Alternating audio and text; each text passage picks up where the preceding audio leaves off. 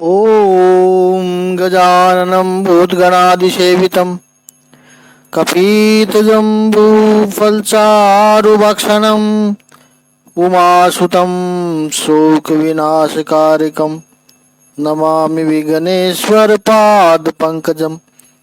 कृष्णाय वासुदेवाय हरिये परमात्मने प्रणतः क्लेशनाशाय गोविंदाय नमो नमः। ओम श्री महापुरुष देवाय नमः। ओम श्री गुरुदेवाय नमः। ओम आनंद स्वरूप भगवान की जय। ओम शांति स्वरूप भगवान की जय।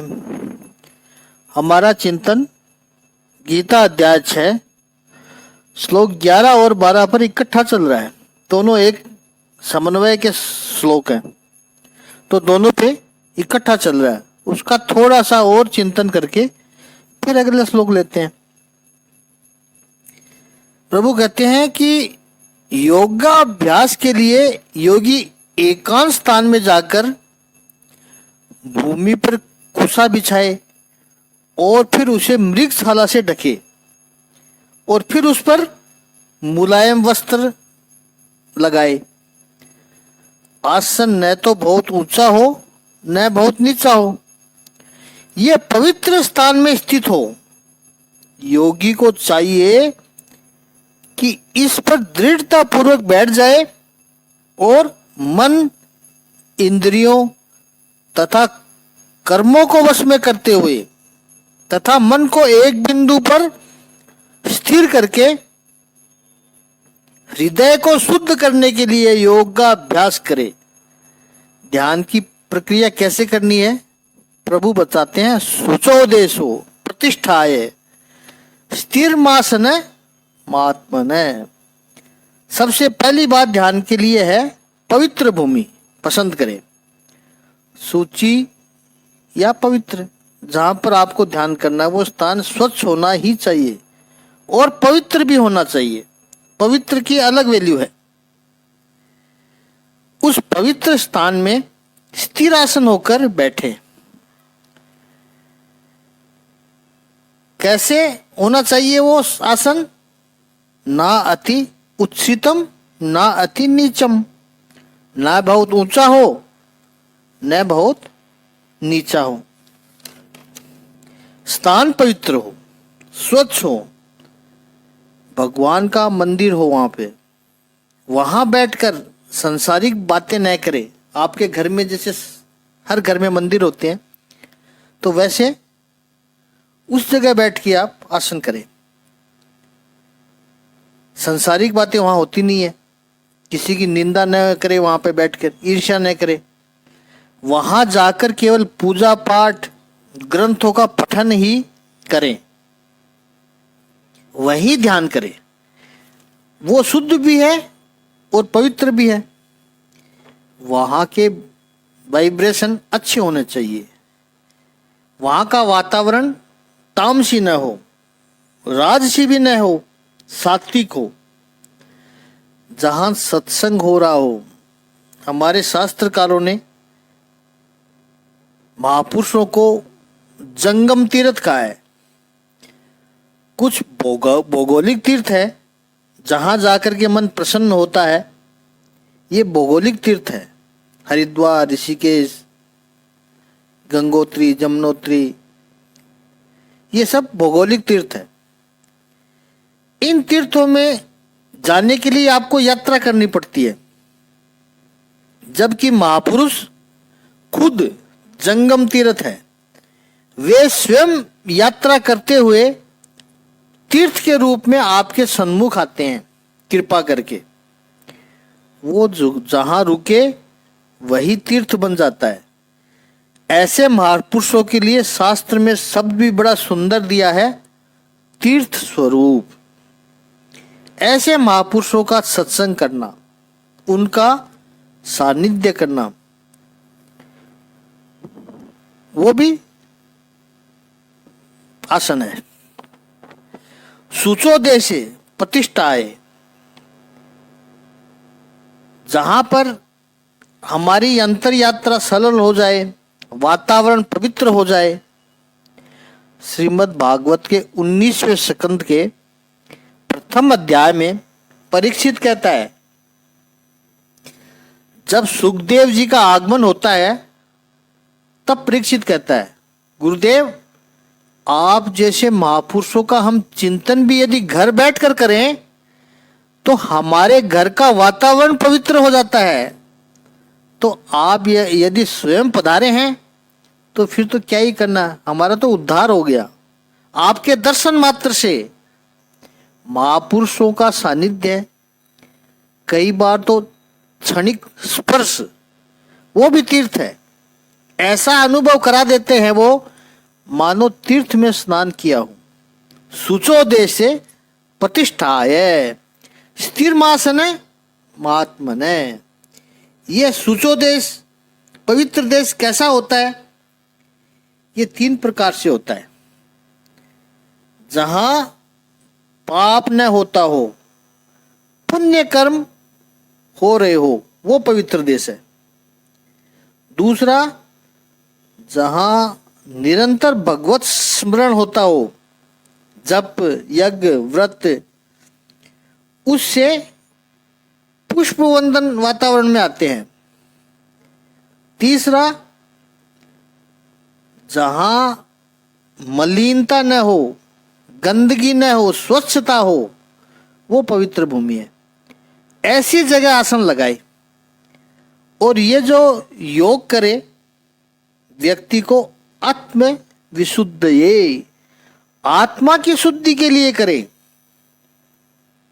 मन को एकाग्र करे, प्रदर्शन के लिए योग न करे। महात्मा जी योग कर रहे हैं, ये योग नहीं है, ये तो सर्कस करना हो गया। आत्म शुद्धि के लिए योग करे, मन को एकाग्र करने के लिए योग करे, सिद्धि की अपेक्षा भी न हो ऐसे योग करे। डॉक्टर राधाकृष्णन ने इस श्लोक के भाष्य में बड़ा सुंदर शब्द लिखा है, meditation is disciplined disinterestedness. Meditation is disciplined disinterestedness. Interest नहीं है, आकर्षण नहीं है किसी तरह का, आत्मशुद्धि के लिए कर रहे हैं, अपने अंतरात्मा की शुद्धि के लिए कर रहे हैं, अंतःकरण की शुद्धि के लिए कर रहे हैं। तो संसार में कोई रस नहीं है। संसार में जो रस नहीं है वो कैसा है? अनुशासन पूर्वक करे, यानी इसका शुद्ध अर्थ है अनुशासन पूर्ण आकर्षण रहितता।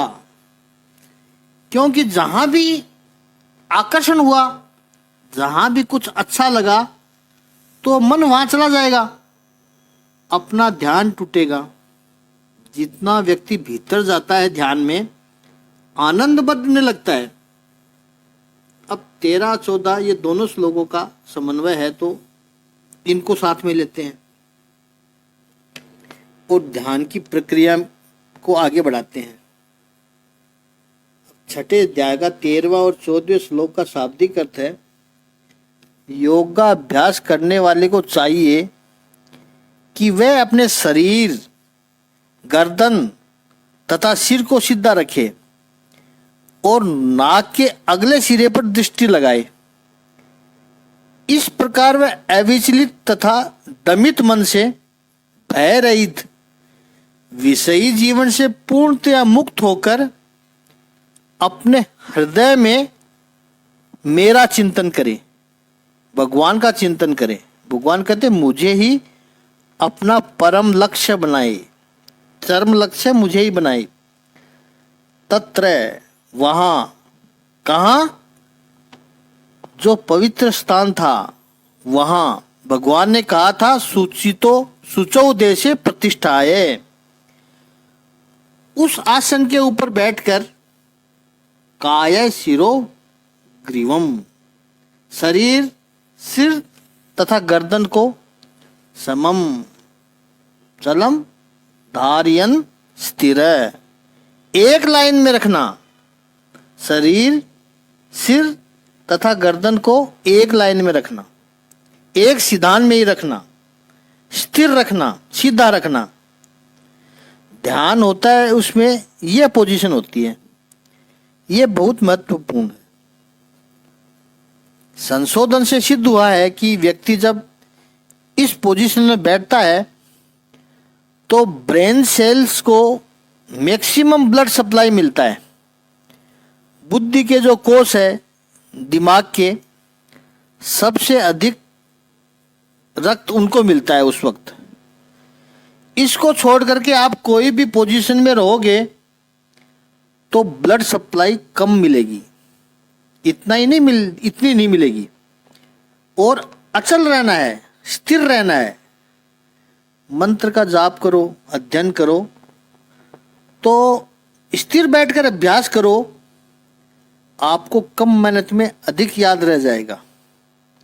जल्दी जल्दी जप करना अधम जप है, सर हिलाकर पाठ करना अधम पाप कहा है। केवल पढ़ा हुआ बोल जाए, भीतर से कुछ प्रकट न हो, जो पाठ कर रहा है उसका अर्थ पता न हो, आधे गले से मंत्र का उच्चारण न करें, साफ उच्चारण करें। काया, कंठ और गला स्थिर रहना चाहिए। और ध्यान करते समय आंखें बंद रहें, अपनी नासिका का अग्रभाग देखें, चारों तरफ न देखें। डोंगरे जी महाराज अक्सर कहते थे कि जिसको आप आंख दे रहे हो, यानी जिस पर दृष्टि डाल रहे हो, याद रखना है वो आपके मन को भी ले जाएगा। यदि आप अपना मन नहीं देना चाहते हो तो उस व्यक्ति के ऊपर दृष्टि भी मत डालो। यही कहावत इंग्लिश में भी कही गई है, out of sight out of mind. जहां जहां तुम्हारी दृष्टि जाएगी वहां वहां तुम्हारा मन जाएगा। मन को स्थिर करना है तो चारों ओर दृष्टि डालना बंद कर दो। जब हम आसपास दृष्टि डालना बंद कर देते हैं और अपनी नासिका के अग्रभाग को देखते हैं तो सबसे पहले मूर्छना का दर्शन होता है। मूर्छना योग मार्ग का शब्द है, मूर्छा नहीं है, मूर्छना। मूर्छा तो बेहोशी में होती है। मूर्छना का अर्थ है जागृति की एक द्वैता अवस्था में से धीरे धीरे समाधि की अद्वैत अवस्था का अनुभव होता है। जब तक आप जागृत है तब तक दुनिया है, संसार है, अपना है, पराया है, सब कोई है। अपनी नासिका का अग्रभाग देखेंगे तो पलके अपने आप नीचे आ गई, मूर्छना का अनुभव होने लगता है। सारा विश्व मानो एक तरफ हट गया, केवल आप हैं। समाधि की अद्वैत अवस्था का अनुभव होता है। ये जब आप अधिक समय तक देखते हो तो जगत धीरे धीरे स्वप्नवत लगने लगता है और परमात्मा सत्य लगता है। हम संसार में हैं, हमारी दृष्टि इधर उधर चली जाती है तो क्या लगता है? उस समय परमात्मा स्वप्नवत लगता है और संसार वास्तविक लगता है। शास्त्रों में कहा गया है, बार बार कहा गया है कि संसार तो स्वप्न है। इस स्थिति का यदि आप अनुभव करना चाहे तो शांति से बैठकर केवल अपनी नासिका के अग्रभाग को देखते रहें। धीरे धीरे पूरा विश्व आंखों के आगे से हटता जाएगा। आप धीरे धीरे भीतर में अद्वैत की स्थिति का अनुभव करने लगेंगे। आपको संसार स्वप्नवत लगने लगेगा और ईश्वर वास्तविक लगने लगेगा। भगवान ने 5वें अध्याय में भ्रवर मध्य शब्द का प्रयोग किया है। एकाग्रता भवों के दोनों भवों के मध्य भाग पर जहां पर तिलक लगाया जाता है, आज्ञा चक्र का स्थान है वो। आप जब नासिका के अग्र भाग पर दृष्टि करते हैं तो अपने आप देखोगे कि आज्ञा चक्र में झंझनाहट शुरू हो जाती है, कुछ एक्टिविटी शुरू हो जाती है।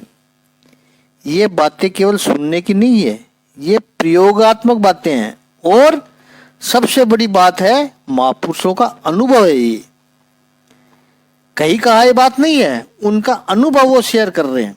जब तक इनका प्रयोग नहीं करोगे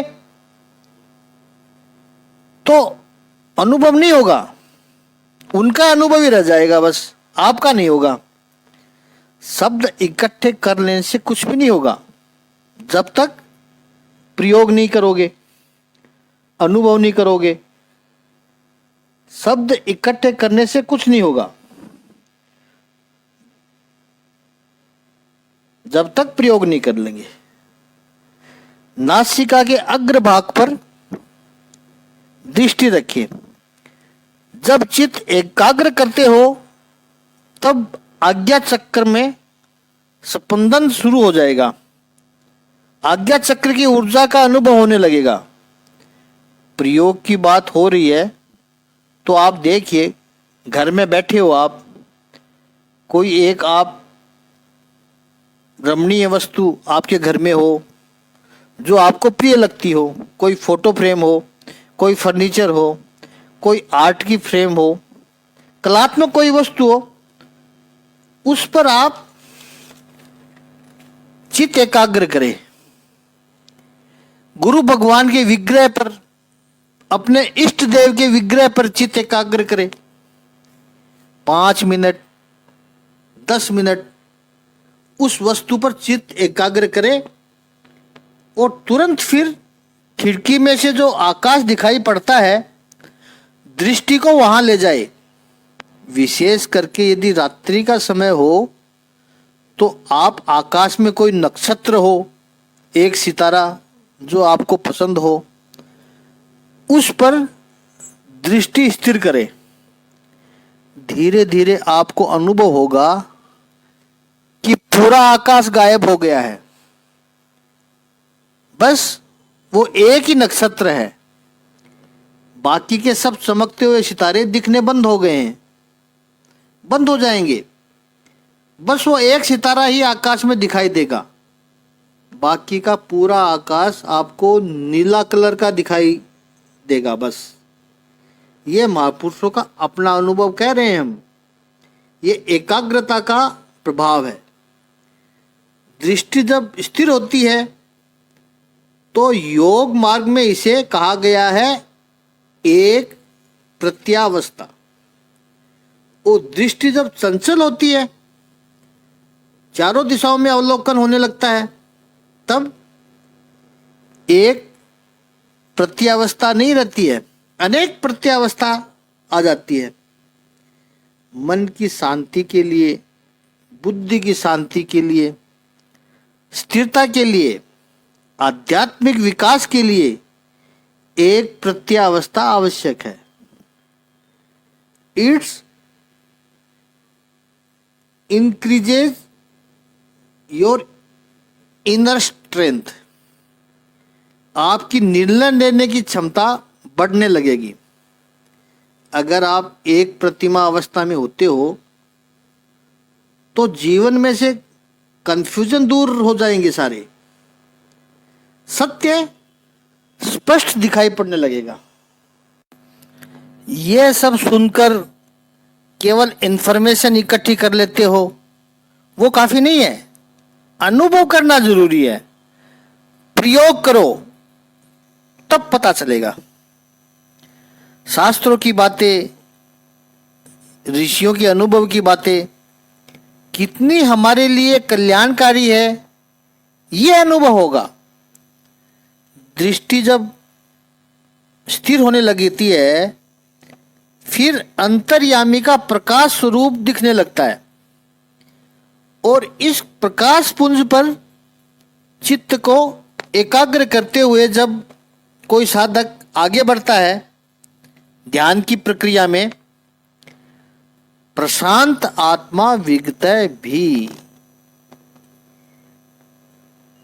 प्रशांत आत्मा विगत भी, ब्रह्मचारी व्रते स्थित है, जिसका अंतःकरण शांत है, विगतय भी, जिसके जीवन में से भय चले गए हैं। ध्यान की सबसे बड़ी उपलब्धि ये है कि किसी भी परिस्थिति से आपको भय नहीं लगेगा। क्यों? क्योंकि निरंतर परमात्मा का सामीप्य, परमात्मा का सानिध्य अनुभव करने लगोगे। मैं अकेला नहीं हूं, मेरा प्रभु मेरे साथ है। ये ध्यान की बहुत बड़ी उपलब्धि है। नहीं तो सामान्य व्यक्ति डरता है, क्या हो जाएगा, क्या हो जाएगा, सेंस ऑफ इनसिक्योरिटी, असुरक्षा का भाव आने लगता है। ध्यान की अवस्था में आकर के व्यक्ति निरंतर परमात्मा का सानिध्य, परमात्मा का सामीप्य अनुभव करता है। प्रभु ने मेरा हाथ पकड़ रखा है। 5 वर्ष की एक बालिका अपने पिता के साथ जा रही थी। मार्ग में खुला मार्ग था, कोई भीड़ भाड़ थी नहीं, तो पिता ने हाथ छोड़ रखा था। बच्ची भी खेलती हुई जा रही थी। नदी आई, नदी पार करनी है, तो उस पर एक पुराने जमाने का लकड़ी का पुल है, कमजोर है, वो थोड़ा हिल भी रहा है, उससे नदी को पार करना है। तो पिताजी ने कहा, बेटा हाथ पकड़ लो मेरा।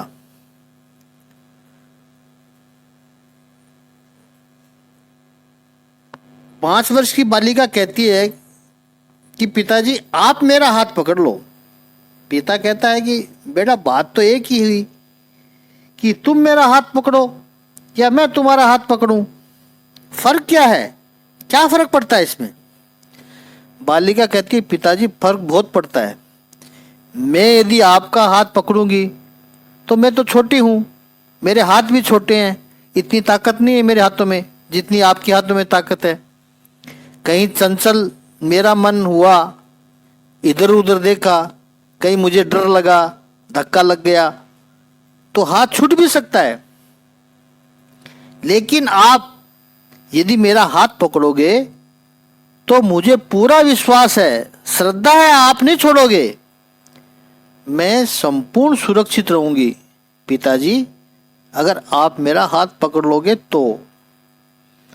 ध्यानावस्था में साधक को यह अनुभव होता है। बाकी जो भी और है, पूजा है, सेवा है, जप है, नियम है, व्रत है, उन सब में आप प्रभु का हाथ पकड़ने जाते हैं। ध्यानावस्था ही ऐसी है जहां परमात्मा आपका हाथ पकड़ता है। यह आपको अनुभव होता है क्योंकि आप खुद ही न रहे, स्वयं छोड़ दिया, अपने आप को समर्पित कर दिया, अपने आप को प्रभु के चरणों में, अपने आप को प्रभु में मिला दिया। अब वो जाने विगत भी। ध्यानी कभी भयभीत नहीं हो सकता है। पूजा करने वाला भयभीत हो सकता है, सेवा करने वाला भी भयभीत हो सकता है, कोई गलती ना हो जाए, विधि बराबर हुई कि नहीं, नियम से हुई कि नहीं, कुछ रह तो नहीं गया, दूध की कटोरी बाईं तरफ रखनी थी या दाईं तरफ रखनी थी, वो भयभीत हो ही सकता है। ध्यानी को तो ऐसा कुछ है ही नहीं। मैं और मेरा प्रभु, अब डरे किससे? तो प्रभु ने कहा विगत भी, ब्रह्मचारी व्रते स्थित है। ब्रह्मचर्य का अर्थ केवल स्त्री पुरुष के संबंध से दूर रहना यही नहीं है। ब्रह्मचर्य का अर्थ केवल वीर्य रक्षण या रजो रक्षण नहीं है। निरंतर ब्रह्म का ही चिंतन, ब्रह्म में ही विचरण, यही ब्रह्मचर्य है। मन है संयम्य मत चित है, मन का संयमन करें, मत चित है। यहां देखो भक्ति का स्पर्श है। मुझ में चित लगाकर प्रभु कह रहे हैं, मत पर मत प्रह आसीत, मेरे प्राण मेरी भक्ति, मत चित मत गताहा मत पराहा, मेरे प्राण होकर मेरे अधीन होकर के बैठ। अब प्रभु ने क्या क्या कहा है कि पीठ गलाओ स्थिर, पीठ गलाओ सिर एक ही सिधान में हो, स्थिर होकर बैठे।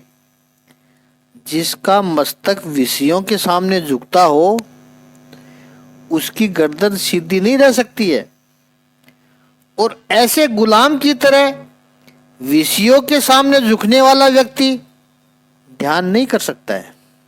ऑब्जेक्ट के सामने जो जिसका मस्तक झुकता नहीं। दूसरी बात, यदि विपरीत परिस्थिति भी आ जाए या फिर कभी कभी अनुकूलता भी आ जाए तो भी व्यक्ति का मस्तक झुक जाता है। विपरीतताओं में जो झुकता ही नहीं है, मेरे साथी विपरीतताओं में जो झुक जाता है, रोता रहता है, मेरे साथ ही ऐसा क्यों हुआ। विपरीतताओं के सामने भी जिसका मस्तक झुकता नहीं है, मेरे प्रभु ने यह परिस्थिति निर्माण की है, तो फिर प्रभु ही इससे मुझे बाहर निकालेगा। मैं परिस्थिति का गुलाम नहीं हूं, मैं परमात्मा का सेवक हूं। यह स्थिरता जिसके पास आई वो ही ध्यान के द्वारा परमात्मा को प्राप्त कर सकता है, अनुभव कर सकता है। संसार में क्या हो रहा है इससे मुझे लेना देना नहीं है। उसका ध्यान केवल आज्ञा चक्र पर, यानी अपने इष्ट पर, अपने गुरु पर ही केंद्रित है। आज्ञा चक्र इष्ट का है, सदगुरु का स्थान है, उसी के ऊपर जिसका ध्यान केंद्रित है। उपासना के मार्ग पर चलता है तो मेरे गुरु क्या कह रहे हैं, मेरे इष्ट की कृपा कैसी बरस रही है, इसी के ऊपर जिसका ध्यान है। संसार क्या कह रहा है उसके ऊपर उसका कोई ध्यान ही नहीं है, वो ही योगी बन सकता है। अध्यात्म मार्ग पर यदि आप आगे बढ़ते हुए समाज क्या कह रहा है ये सोचोगे, सोचने गए तो भटक जाओगे। मीराबाई यदि ये सोचती कि समाज क्या कह रहा है, नरसिंह भगत यदि ये सोचते कि समाज क्या कह रहा है, तो फिर इतने बड़े महापुरुष नहीं हो पाते। समाज चाहे प्रशंसा करे, निंदा करे, कुछ भी करे, मैं अपने गुरु, अपने शास्त्र, अपने इष्ट देव की आज्ञा के आधार पर विकास कर रहा हूं, और इसका अनुभव ही हो रहा है मुझे। इस तरह से जब साधक प्रगति करता है तो बहुत कुछ अनुभव करता है। अब 15वें श्लोक में आगे प्रभु कहते हैं, तो 15वां श्लोक लेते हैं कि 15वें श्लोक का शाब्दिक अर्थ है, इस प्रकार शरीर, मन तथा कर्म में निरंतर संयम का अभ्यास करते हुए संयमित मन वाले योगी को इस भौतिक अस्तित्व की समाप्ति पर भगवत धाम की प्राप्ति होती है।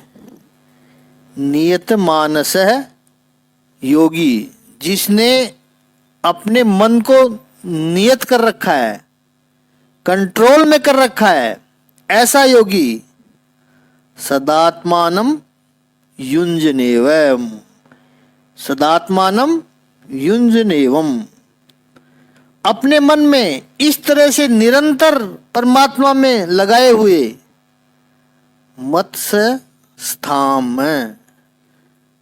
मेरी जो स्थिति सम्यक है, जहां पर निर्वाण परमा शांतिम अधिगच्छति, परम निर्वाण, परम निर्माण में जो शांति है उसको पा लेता है। ऐसा ध्यान हो सदा युंजुन एवं, निरंतर जो मेरा ध्यान करता है। कैसे निरंतर स्मरण करता है? वेदांतियों ने उदाहरण दिया है कि जिस कन्या का विवाह हो जाए, अब ये रिवाज है कि नहीं पता नहीं, पहले रिवाज था कि जिस कन्या का विवाह हुआ वो 10-15 दिन ससुराल में रहकर पुनः मायके जाती है, 5-7 दिन के लिए मायके आती है, फिर उसे ससुराल जाना होता है। जो कन्या विवाह करके ससुराल में 15 दिन रहकर पुनः मायके आती है, वो है तो मायके में, लेकिन प्रतिक्षण उसे अपने प्रियतम का स्मरण ही रहता है। अब ये जिन्होंने अनुभव किया होगा उनको पता है, ये पुराने समय की बात है। विवाह से पहले ही सब लीलाएं हो गई हो, आना जाना ये सब हो गया हो, तो ऐसा होता है। कई बार तो ऐसा होता है 3री मंजिल पे मायका है, 5वीं मंजिल पे ससुराल है। तो इन लोगों को इसका अनुभव नहीं होगा। 20-21 साल की उम्र तक संयम जिसने किया है, बात भी नहीं होती है उनसे आपस में, कहीं से कुछ सुनाई पड़े किसी के माध्यम से कि ये लड़का बहुत अच्छा है, तो लड़की खुश हो जाती है। उत्सुकता थी जब जिस लड़के से उसकी बात चल रही है, सगाई हो गई है। विवाह के समय भी एक दूसरे को देखते नहीं थे। लड़की का लंबा घूंघट उठ रहा था, इतनी मर्यादाएं, और ऐसी परिस्थिति में रहकर फिर ससुराल गई है कन्या, 15 दिन ससुराल में रहे और फिर मायके आती है। और मायके आई है तो दिन में 15 बार फोन और 50 बार व्हाट्सएप नहीं किए हैं, उस वक्त होता भी नहीं था ये सब। तब ऐसा स्मरण होता है। वो घर में मायके में कर रही है सब कुछ, जाना पहचाना सब कुछ है मायके में, लेकिन हर वक्त निरंतर चिंतन प्रियतम का ही चलता रहता है।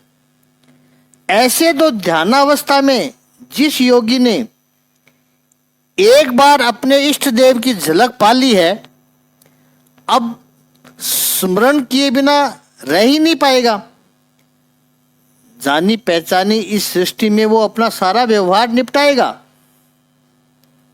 लेकिन मन में स्मरण तो प्रियतम का रहेगा, सदा युंजेवम। और ऐसे जो रहता है, अब मन कहीं और जाता ही नहीं है, नियत मानस है, जाता है तो केवल प्रियतम के पास, अन्यत्र कहीं जाता ही नहीं है। अरे कोई सहेली बुलाए भी उस कन्या को, बात करनी है, तो सहेली के साथ बात करते हुए भी मन तो वही प्रियतम के पास ही जाता है। ऐसे ये स्थिति जब आती है तब ध्यान रखना है। प्रभु कहते हैं परम शांतिम निर्वाण परमाम मत्स्य स्ताम अधिगच्छति। आज चिंतन इतना ही करेंगे, आगे का चिंतन कल करेंगे।